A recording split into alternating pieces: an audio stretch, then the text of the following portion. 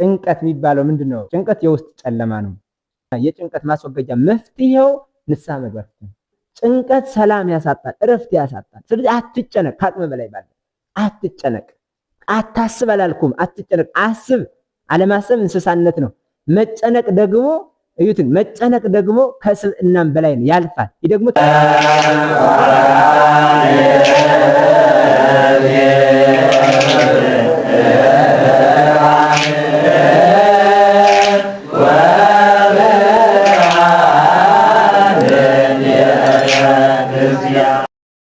በስመ አብ ወወልድ ወመንፈስ ቅዱስ አሐዱ አምላክ አሜን። ስብሐት ለእግዚአብሔር ለዘአብጽሐነ እስከዛቲ ሰዓት።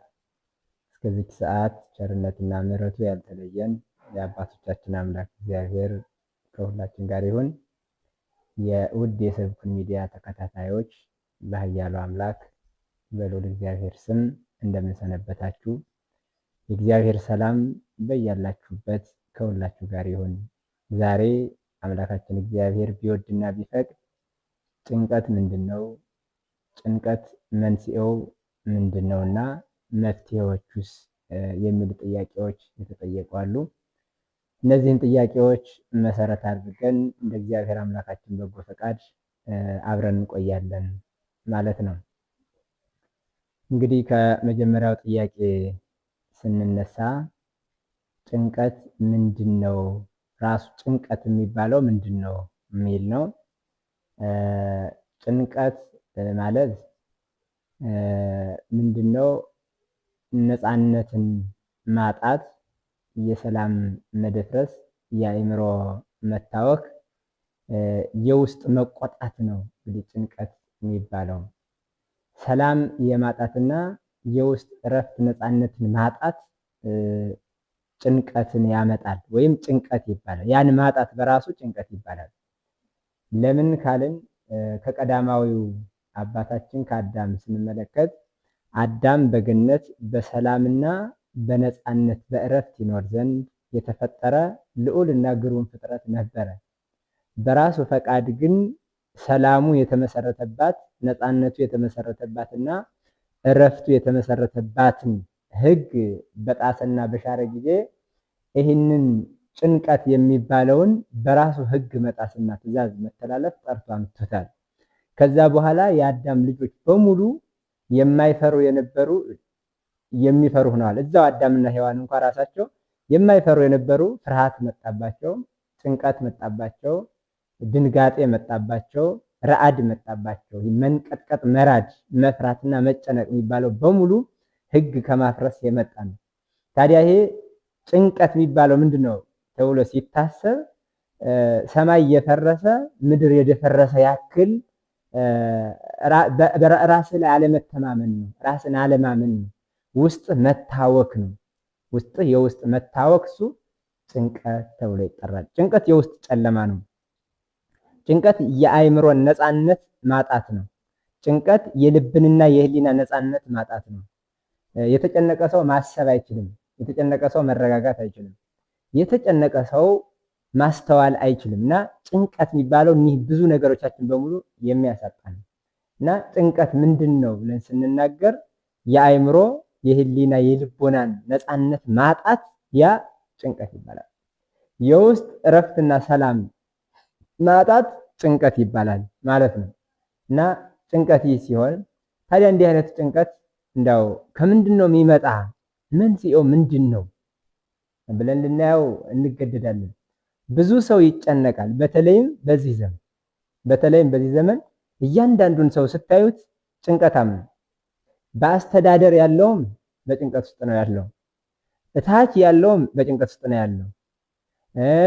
እንደየማዕረጉ ስናየው ባለሀብቱም ጭንቀት ውስጥ ነው፣ ድሃውም ጭንቀት ውስጥ ነው፣ መልከኛውም ጭንቀት ውስጥ ነው፣ ውበት መልክ የለኝም ብሎ የሚያስበውም ጭንቀት ውስጥ ነው። አሁን እያንዳንዱ ሰው ዓለም ተካክሎ የያዘው ገንዘብ ምንድን ነው ቢባል ጭንቀት ነው። ሀያላን ሀገራትም ጭንቀት ውስጥ ናቸው። ታዳጊ ሀገራትም ጭንቀት ውስጥ። እንደ ሀገር እንኳን ብንመለከተው እንደ ዓለም ጭንቀት የእያንዳንዱ አገር ምን ሆኗ ማለት ነው? ገንዘብ ሆኗል። ወይም በእያንዳንዱ ዓለም እንደ ደመና ወይም እንደ ሰማይ የተዘረጋ ሆኖ እናገኘዋለን። በእያንዳንዱ ህይወት ውስጥ ወይም በእያንዳንዱ ዓለም ውስጥ በእያንዳንዱ ሀገር ውስጥ ጭንቀት እንደ ሰማይ ተንሰራፍቶ ተዘርግቶ እናገኘዋለን እና እንደ ሀገራት እንኳን ብናይ ጭንቀት እርስ በርስ በስጋት ስለሆነ እያንዳንዱ ሰክቶ ስለሚኖር ተጨንቆ ነው የሚኖረው። እያንዳንዱ ዓለም ገዢዎች ተጨንቀው ይኖራሉ። እያንዳንዱ ዓለም ግዛት ውስጥ የሚኖር ማህበረሰብ ወይም ህዝብ በሙሉ ተጨንቆ ይኖራል። እያንዳንዱ ታዳጊ ሀገራትን ተጨንቆ ይኖራሉ። እያንዳንዱ በዓለም ተጽዕኖ ፈጣሪ የሚባሉ ባለሀብቶች ጭምር ሳይቀር ተጨንቀው ይኖራሉ። በፖለቲካው ተጽዕኖ የፈጠሩ ተጨንቀው ይኖራሉ። አሁን ስናይ በየሀገራቱ ያሉ በተለይ ቴክኖሎጂውን ዓለም ተጠቅመው ዓለምን በሙሉ ወደ አንድ መንደር አምጥተን እንገዛለን ከኛ በላይ ማን የሚሉ በሙሉ መልሰው ተጨንቀው ነው ያለው። እያንዳንዱ በጭንቀት ውስጥ ነው ያለው። ይሄ ግን መልሶ መንስኤ ያለው ማለት ይሄ እንደ ዓለም ስናየው ነው። እንደ ሀገር እንኳን ብናየው መልሰን እንደ ሀገራችን እንደ ኢትዮጵያ እንኳን ብናየው ብንል ሀገራችን ኢትዮጵያ ጭንቀት እንደ ሀገር ጭንቀት ውስጥ ናት። ከላይ እስከታች ማለት ነው። ከላይ እስከታች ማለት ከባለስልጣናቱ እስከ ተራው ህዝብ ድረስ ጭንቀት ውስጥ ነው። በቤተ ክርስቲያናዊ መዋቅርም ስንሄድ እንኳን ከላይኛው የመዋቅር ክፍል ጀምሮ እስከ ታችኛው አጻዊ ሆህት ወይም ምዕመን ድረስ ያለው ጭንቀት ውስጥ ነው። አሁን ዓለም በጭንቀት ከሰማይ በታች ከምድር በላይ ያለው ፍጥረት በሙሉ በጭንቀት ውስጥ ይገኛል። ወይ ግዛን የሌላቸው ስነ ፍጥረቶች ካልሆኑ በቀር ሲጠፉ ጠፍተው የሚቀሩ ካልሆኑ በቀር ማሰብ የተሰጠው ማወቅ የተሰጠው እያንዳንዱ የሰው ልጅ የአዳም ልጅ የተባለ በሙሉ ምን ሆኗል? ጭንቀት ውስጥ ነው። ያም መንስኤው ምንድነው ካልን የመጀመሪያው አዳም በሳተ ጊዜ የመጣ ነው። ጭንቀት፣ ፍርሃት የሚባለው ነገር በሙሉ አዳም ህግን ሲጥስ ያኔ ባህሪው ምን ሆነ ማለት ነው? ድንጉጽ፣ ፍሩህ፣ ከዛ ደግሞ ተጨናቂ፣ የሚጨነቅ፣ የሚፈራ፣ የሚደነግጥ፣ የሚርድ ሆኖ ቀርቷል። ባህሪያችን ለድንጋጤ፣ ለፍርሃትና ለረዓድ፣ ለመንቀጥቀጥ፣ ለጭንቀት ተጋልጦ ቀርቷል ዕፀ በለሷን ስንበላ። ምክንያቱም ተማምነንበት የነበረውን መሰረታችን በዕፀ በለሷ ምክንያት ስላጣን፣ ያ መሰረት እግዚአብሔር ነው የነበረው። በእግዚአብሔር በኩል ተመስርተን የነበረ ህይወታችን ሲበላሽ ምን ሆነ ማለት ነው? ለጭንቀት ተላልፈን ተሰጠን፣ ለድንጋጤ ተላልፈን ተሰጠን፣ ለፍርሃት ተላልፈን ተሰጠን።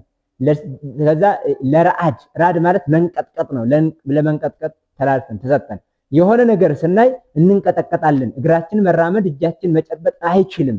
አይምሯችን ማሰብ፣ አንደበታችን መናገር አይችልም። እንንቀጠቀጣለን። ከዛ እንደነግጣለን። እንደነግጣለን፣ እንፈራለን፣ እንጨነቃለን። ጭንቀት ደግሞ እንዲቋም ይሆናል። ከፍርሃታችን የተነሳ ምን እንላለን ማለት ነው? እንደነግጣለን። ከድንጋጤያችን የተነሳ እንረዳለን። ከዛ በኋላ ግን በመራድ በመንቀጥቀጥና በመደንገጥና በፍርሃት በእነዚህ የሚወለደው ትልቁ ነገር ጭንቀት ነው። ጭንቀት ቀጣይ ህይወታችን ሆኖ ይቀጥላል እና ይህ ከአዳም መሳሳት ህግ ከመጣስ በኋላ የመጣ አብሮ ዘልቆ የተከትሎን የመጣ ትልቅ ነገር ነው እና ይሄ እያንዳንዱ ዛሬም በምናደርጋቸው ነገሮች በሙሉ ምንድን ነው የሚያስጨንቀን ብለን ወደ ህይወታችን ገብተን ስናይ ራሱን የቻለ መንስኤ አለው ማለት ነው። የመጀመሪያው ልክ ከአዳሙ እንዳየነው መንስኤው ምንድን ነው ሲባል የመጀመሪያው ሰው የሚጨነቀው ምንድን ነው ብለን ስንመለከት ንስሐ ያልተገቡ ኃጢአቶች አሉ በውስጣችን ማለት ነው። ሰው የሚጨነቀው ንስሐ ያልገባቸው ኃጢአቶች፣ የተሰሩ ኃጢአቶች በውስጡ አሉ። ውስጡ ላይ ሆኖ የሚያስጨንቁት እነዛ ናቸው። ስለዚህ ንስሐ ያልተገቡ ኃጢአቶች አሉ ማለት ደግሞ ኃጢአት ማለት ከእግዚአብሔር መታጣት ነው። አዳም ከእግዚአብሔር ዕፀ በለሷን በልቶ ሲታጣ ነው የተጨነቀው። ሲታጣ ከእግዚአብሔር ፊት ሲጠፋ ማለት ነው፣ ሲርቅ። ኃጢአት ማለት ከእግዚአብሔር መራቅ፣ ከእግዚአብሔር መታጣት ማለት ነው። እግዚአብሔር ፈልጎ የሚያጣን ሆኖ አይደለም። እኛ ከእርሱ መራቃችንና ህጉን አለመጠበቃችን ፍቅራችን እንዳልዘለቀ መግለጫ ነው ኃጢአት የሚባለው። ስለዚህ ዛሬም ደግሞ ሰው አብዛኛው የሚጨነቀው ለምንድን ነው ብለን ስንናገር ውድ ኦርቶዶክሳውያን ንስሐ ያልገባናቸው፣ እግዚአብሔር ጋር ያልታረቅናቸው፣ በእግዚአብሔር ፊት በትህትና ራሳችን ዝቅ ያላደረግንባቸው፣ ያልተጸጸትንባቸው፣ ያላለቀስንባቸው፣ ያላዘንባቸው ምን ያሉ ኃጢአቶች በውስጣችን ሲኖሩ ያኔ ጭንቀት ወደ ውስጣችን ይመጣል። ጭንቀት ወደ ታዲያ ምን ይሆናል? በበረረ ወፍ በተንቀሳቀሰ ዛፍ ሁሉ ጭምር ሳይቀር እየደነገጥን ሌሊት ተኝተን እየቃዠን እየተራመድንም እየቃዠን ጥፍራችን በጥርሳችን እያላመጥን መንገዳችን ሁሉ ጤነኛ ያልሆነ፣ ንግግራችን ጤነኛ ያልሆነ፣ ስራችን ጤነኛ ያልሆነ በጭንቀት ውስጥ ሆነን ውስጣችን በጭንቀት ጨለማ ተውጠን የምንኖር ሆናለን። ምንድነው ችግሩ ካልን ግን ንስሐ ያልገባናቸው እግዚአብሔርን የበደልናቸው ከእግዚአብሔር ጋር ያልታረቅንባቸው ኃጢአቶች በውስጣችን ስላሉ ነው። እሱ አንዱ ነው። ያ አንዱ ነው። ይህ ከአዳም አባታችን የምንመለከተው እሱ ነው። ኃጢአት ነው የመጀመሪያው እግዚአብሔር በመሻር የሚመጣ ነው ጭንቀት የሚባል። ያንን ደግሞ ማስወገድ በጣም ይጠበቅብናል። ይህ ትልቅ ሸክም ነው። በነገራችን ላይ ትልቅ ሸክም ነው። አናውቀውም። ደግሞ ብዙ ሰው ይጨነቃል። ግን ዝም ብሎ መጨነቅ ደብሮኛል፣ ጨንቆኛል፣ ግራ ገብቶኛል ምንድነው ማድረግ ይላል። የሚጠጣ ይጠጣል፣ የሚበላ ይበላል። የሆኑ ዛፎች የበዙበት ቦታ ሊሄድ ይችላል። ልምላሜ ያለበት ቦታ ማለት ነው፣ ግሪን ኤሪያ ብለን የምንጠራው እዛ ሊሄድ ይችላል። መናፈሻ ቦታዎች ላይ ሊሄድ ይችላል። ብዙ ሰዎች ያሉበት ቦታ ሊሄድ ይችላል። አይደለም፣ ጭንቀት ያለው ውስጥ ነው። ጭንቀታችን ያለው አእምሯችን ውስጣችን ላይ እኮ ነው። ታዲያ ነፍስ ገንዘቧን ነው የተቀማች እኮ። ነፍስ ገንዘቧን ተቀምጣለች። ያ ማለት ምንድነው? የዲያብሎስን ገንዘብ አድርጋ የእግዚአብሔርን ገንዘብ አውጥታ ገፍታ ጥላ ስለሆነ ነፍስ ከመጨነቅ ነፃ ትሆን። ምክንያቱም ምግብ ሆዳችን ይሞላል እንጂ አእምሯችን አይሞላም። ምግብ ሆዳችን ይሞላል እንጂ መንፈሳችን አይሞላም። ቦታዎች ለስጋ አይን አምሮት እንጂ እርካታ የሚያመጡ ለውሳጣዊ የነፍስ የቅድስና ህይወት ማዕርግ ምንም አይነት ምን የላቸውም። የጠብታ ታንክል እንኳን እርካታ የላቸውም። መናፈሻ ብንሄድ ማለት ነው። ብዙ የተሰበሰቡ ሰዎች ምን ያደርጋሉ? ለስጋዊ ጆሮአችን ጩኸት ካልሆነ በቀር ይመስላል ደስታ እንጂ በጭራሽ ለነፍሳችን ውስጣዊ ደስታ እርካታን መስጠት አይችሉም። የዚህ የእርካታውና የጭንቀት ማስወገጃ መፍትሄው ንስሐ መግባት ነው። ንስሐ መግባት ነው። ምክንያቱም ችግሩ ረሃብ አይደለም። መጠጥ የሚያስወግደው ጥምን ነው። ምግብ የሚያስወግደው ረሃብን ነው። አያችሁ አይደል? ጨዋታ የሚያስወግደው ምንድነው? ሊያስወግደው ብቸኝነትን ነው። ሌላ እኮ ነገር የለውም። ሌላ ምንም ሊያስወግድልን የሚችል ነገር የለውም። አያችሁ አይደል? ስለዚህ ነፍሳዊ የሆኑ ገንዘቦችን ለነፍስ መስጠት ብቻ ነው መፍትሄው። ጭንቀት የነፍስ ነው። ፍርሃት የነፍስ ነው። ራድ፣ መንቀጥቀጥ፣ ድንጋጤ ከነፍስ ነው፣ የነፍስ ነው። ስለዚህ የነፍስ የሚሆነው ምንድነው ካለ ነፍስ በመንፈሷ ከእግዚአብሔር ጋር የተለየችበት መንገድ አለ። ያን ልዩነት ምን ማድረግ ነው? አጥፍቶ ወደ እግዚአብሔር ጋር አንድ ወደ መሆን መምጣት ብቻ ነው መፍትሄው።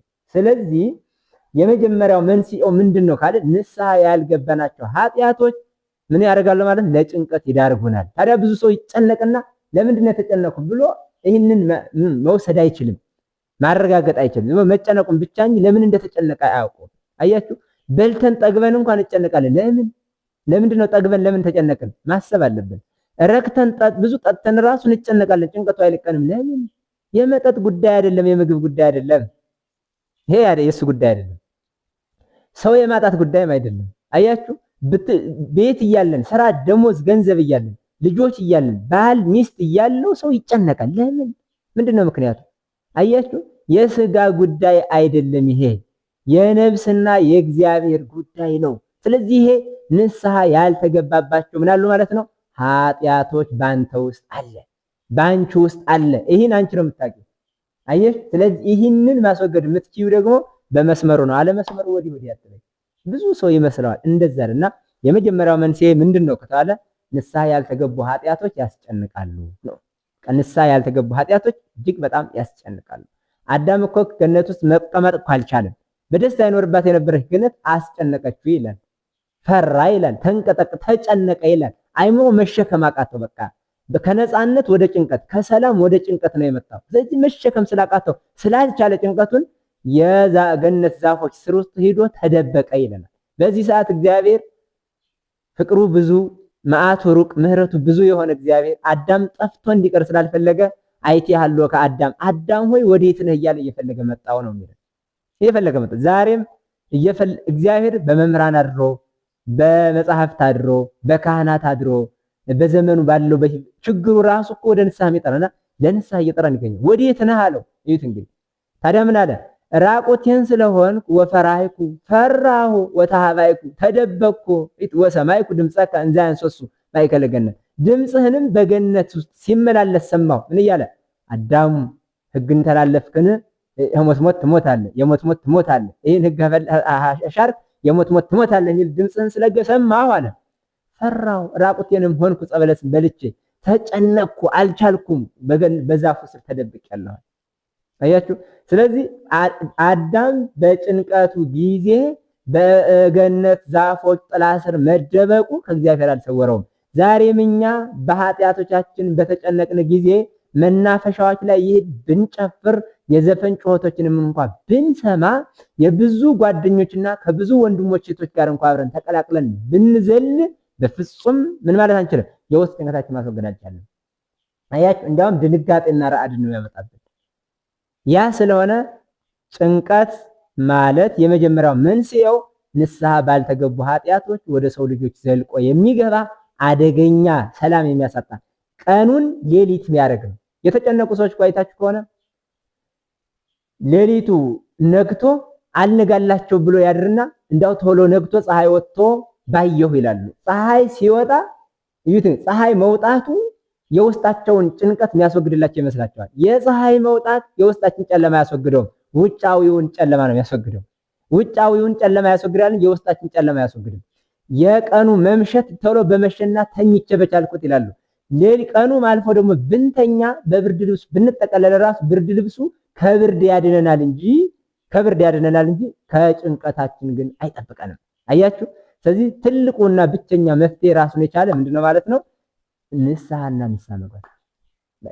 አዳም እግዚአብሔር ወዴት ነህ ባለው ጊዜ ራቁቴን ሆንኩ፣ ፈራው፣ ተደበቅኩ አለ። በቃ እግዚአብሔርን እየፈለገው ነው እና ይህንን የእግዚአብሔር ፍለጋ ተግባራዊ ማድረግ ነው ከጭንቀታችን እና የመጀመሪያው ንስሐ ያልተገቡ የእግዚአብሔርን ሕግ መተላለፎች በውስጣችን ጭንቀትን ያመጣሉ እና ንስሐ ያልተገቡ ኃጢአቶች የጭንቀት መንስኤ ናቸው ነው የመጀመሪያው ይሄ ነው። ሁለተኛው ደግሞ ጌታችን መድኃኒታችን ኢየሱስ ክርስቶስ በወንጌል አስቀምጦልናል። ኢትተክዙኬ እንከ እንዘ ትብሉ ምንተን በል ወምንተን ሰቲ ወምንተን ትከደን። እዩት እንግዲህ ወዘንተሰ የሐስስው አሕዛብ ዓለም ዘአፍአ ወለክሙሰ የአምራቡክሙ ሰማያዊ። እዩት መቅደመ ህሱ መንግስቱ ወጽድቅ ያያስቀ ምን ማለት ነው? ኢትተክዙኬ እንከ እንዘ ትብሉ ምንተን በል፣ ምን እንበላለን፣ ምን እንጠጣለን፣ ምን እንለብሳለን እያላችሁ አትጨነቁ። ምን ነው የሚበላ የሚጠጣ የሚለበሰውንማ የእግዚአብሔር መኖር የማያምኑ በአንድነት በሶስትነቱ አንድነት ሶስትነቱን የማይቀበሉ አሕዛብ ይሹት የለምን ይላል። ይሄ የሚበላ የሚጠጣውን ሀብት ምድራዊ ጸጋውን ይሹት የለምን ይልና ለእናንተስ አለ አንድም ሶስትም ነው ብላችሁ የምታምኑት አባታችሁ እግዚአብሔር የሚያስፈልጋችሁን ሁሉ ያውቃልና አስቀድሞ ስለሚያውቅ ይሰጣችኋል። እናንተስ አስቀድማችሁ መንግስቱንና ጽድቁን እሹ ተብሎ ተነግሯል። ታዲያ ምንድነው እዚህ ላይ የምንረዳው? ጌታችን እንደነገረን በሚበላ በሚጠጣ ነገር የሚበላ የሚጠጣ ነገር ማለት ስግብግብነት ነው። ይህንን አልጠግብ ባይነት ስግብግብነት ነው። ባለ ተመስገን ብሎ አለማለት ጭንቀትን ያመጣል። ባለው ነገር ሰው መርካት አልችል ሲል መርካት፣ ስስት፣ ስግብግብነት የሚባሉ ነገሮች አደገኛ ናቸው። ይህ ለጭንቀት አሳልፈው ይሰጡናል ማለት ነው። ሰው የሚጨነቀው ለዛ ነው። የሚበላው ከቤቱ እያለ ስላላገኘው ነገር ነው የሚጨነቀው።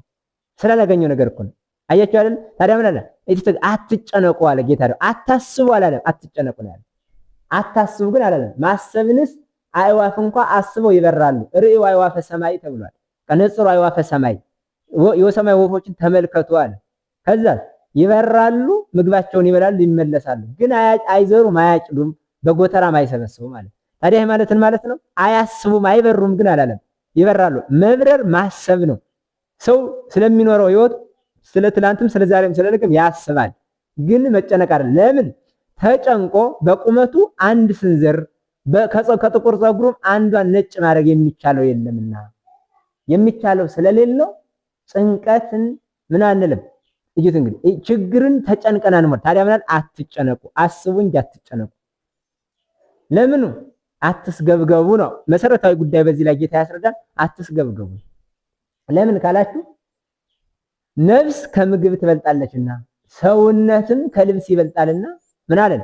አትጨነቁ። ነፍስ ከምግብ ይበልጣልና ማለትን ማለት ነው።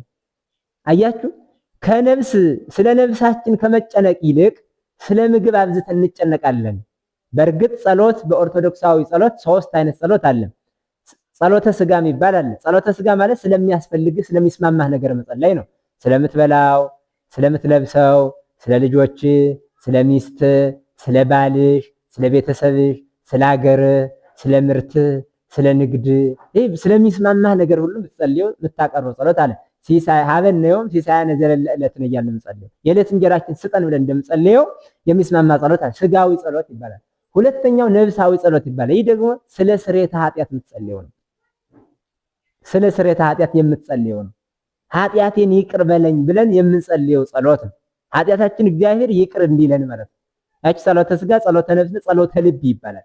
ጸሎተ ነፍስ ስለ ኃጢአቴን ይቅር በለኝ የሰራሁትን፣ ነገም ከኃጢአት ሁሉ ጠብቀኝ። ዛሬ የሰራሁት ይቅር በለኝ፣ የትላንቱንም ይቅር በለኝ፣ የነገ ኃጢአቴንም ደግሞ ከኃጢአት ጠብቀኝ፣ እንዳልሰራ አበርታኝ፣ አጽናኝ፣ ኃጢአትን እንድጸየፍ ራሴን እንድቀድስ እንዳነጻ እርዳኝ ብለን የምንጸልየው ጸሎተ ነፍስ ይባላል። ሶስተኛው ጸሎተ ልብ ይባላል። ይሄ ካልደረሱበት አይታወቅም ይላል እና እዚህ ላይ ምንድነው ላይፈልግ ስለምንበላ ስለምን አይጸለይም እያልኳቸው አይደለም። ራሱ ጌታችን በምንጸልይበት አሁን ዝፈት ብለን በምንጸልየው ጸሎት ውስጥ የዕለት እንጀራችን ስጠን ዛሬ ብላችሁ ጸልዩ ብሏል። ግን ተጨነቋል፣ ጸልዩ እንጂ ተጨነቋል እና ይሄ በስግብግብነት ይሄ ታዲያ መስገብ ይሄ የሚያመጣብን ጭንቀት አለ ማለት ነው። የሚያመጣ ከአቅማችን በላይ በሆነ ነገር ላይ የዛሬ ምንበላው እያለ ስለ ነገ ወዲያ ስለ ዛሬ ወር ስለ ቀጣይ ዓመት እንዲህ ምን እንላለን እና እንጨነቃለን፣ በጭንቀት እንሞላለን። በቃ ደሞዝህ በምትችለው ያክል በመጠኑ ኑር አመስግነህ፣ ደሞዝሽ በሚችለው ያህል መጠን ኑሪ። አየህ አይደለ? ንግድህ በሚችለው መጠን ያክል ኑር፣ ምርትህ በሚችለው መጠን ያክል ኑር። ያቅምህን አመስግነህ ጸሎት አድርገህ ኑር። ጭንቀት ሰላም ያሳጣል፣ እረፍት ያሳጣል። ስለዚህ አትጨነቅ፣ ከአቅም በላይ ባለ አትጨነቅ። አታስብ አላልኩም፣ አትጨነቅ። አስብ። አለማሰብ እንስሳነት ነው። መጨነቅ ደግሞ እዩትን፣ መጨነቅ ደግሞ ከስብዕናም በላይ ነው፣ ያልፋል። ይህ ደግሞ ትክክል አይደለም። መጨነቅም ትክክል አይደለም፣ አለማሰብም ትክክል